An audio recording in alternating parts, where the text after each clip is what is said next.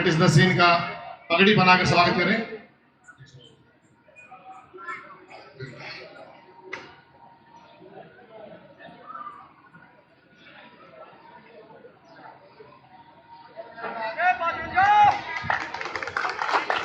तालियां। कमेटी और गांव के सदस्यों द्वारा मुख्य अतिथियों का स्वागत जोरदार।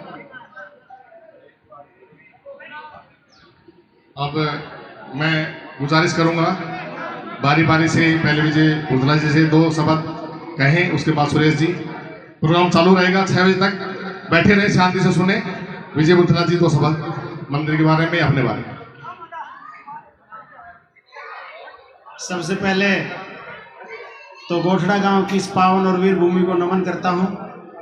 बाबा फतेश दास के इस पावन मंदिर में जो भव्य आयोजन आप लोगों ने किया और यहाँ पहुंचने पर जो फूल मालाएं पहनाकर और ये मान सम्मान का साथ समर्थन अच्छा हो जाए किसी भाई का, क्योंकि गांव में सरपंच रहे हैं तो सरपंच जब आदमी होता है तो 2 खेमे हो जाते हैं। एक स्वाभाविक तौर पर विरोध हो जाता है, लेकिन फिर भी जैसे इनकी छवि साफ रही है, जब भी मिले गर्मजोशी के साथ मिले और इनका जो विश्वास मैंने देखा, हमेशा मुस्कुराते रहे, हमेशा इनके चेहरे पे एक तेज राह चमक रहा। अब भी इसने कहा भाई साहब मैं चुनाव लड़ना चाहता हूँ, भाई लड़ो, और किसी ने तुम्हारे तक आज तक पूछी ना है। और आपको विश्वास दिलाना चाहता हूँ, जो बड़े बड़े धुरंधर और बड़े बड़े सुरमा हैं, आप लोग थोड़ा सा जोर लगाना, कपकपी चढ़ाना हमारा काम है। आप लोग यदि गांव का समर्थन अच्छा हो जाए तो बाहर से उतना ही विश्वास और उतना ही प्यार सुरेश को मिलेगा जितनी आप लोगों ने कभी अपेक्षा नहीं की।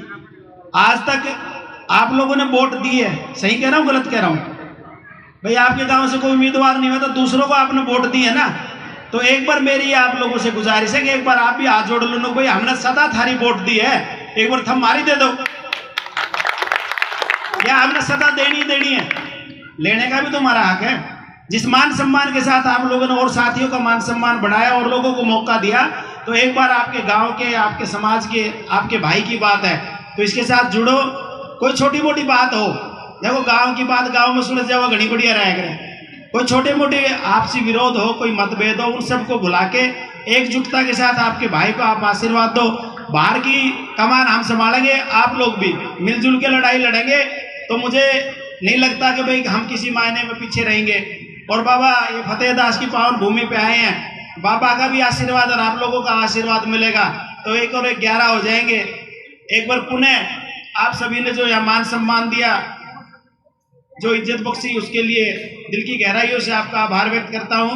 धन्यवाद। जय हिंद, जय भारत, जय बाबा फतेह दास की। कोई 7 का लगाए, मेरे इलेक्शन में बड़े बड़े नेताओं ने 6-6, 7-7 करोड़ के आरोप लगाए थे। इन बातों से विचलित नहीं होना।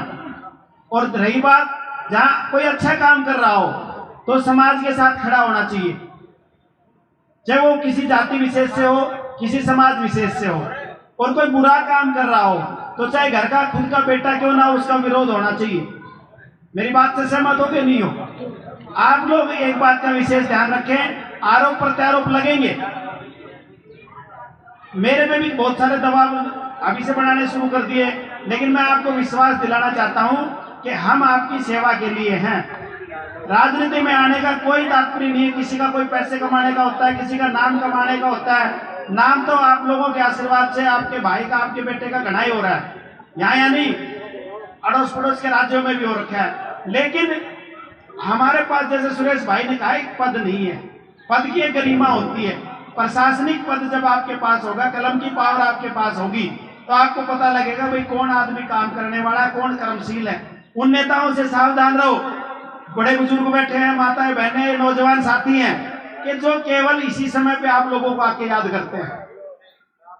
मैं देख रहा हूं कुछ दिनों से पीछे आपके जो पूर्व में साथी थे, मेरी किसी से कोई किसी प्रकार का मतभेद नहीं, किसी प्रकार का द्वेष नहीं है, लेकिन आजकल बड़ी सक्रियता दिखा रहे हैं।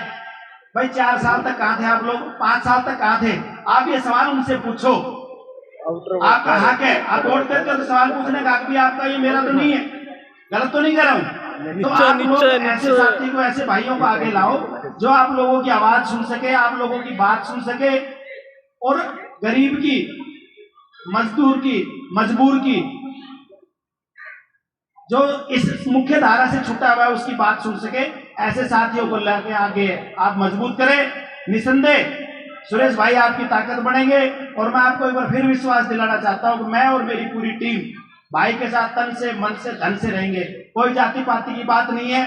और जहां लड़ाई की बात आती है, जहां लड़ने की बात आती है, तो जो आपकी कौम और आपका समाज है, आप लोगों को या मुझे उदाहरण देने की जरूरत नहीं है कैसे कैसे सूरमा, कैसे कैसे योद्धा आप लोगों के बीच से, हमारे बीच से गए। तो ये एक लड़ाकू समाज है, लड़ना जानता है और अपने हक और हुकूक की लड़ाई के लिए हमें लड़ना चाहिए। तो आपसे एक बार पुनः आभार है कि सुरेश भाई गांव की राजनीति के लिए, भाई बाहर के लिए आप लोगों का आशीर्वाद लेके चल रहा है। तो आप लोग अच्छा आशीर्वाद और समर्थन दें और आगे इनको मजबूत करें। धन्यवाद। धन्यवाद भोसला जी। और बाबा फतेहदास जी का आशीर्वाद इन पर बना रहेगा। बाबा से रिक्वेस्ट करेंगे बाबा इनकी जीत निश्चित करें।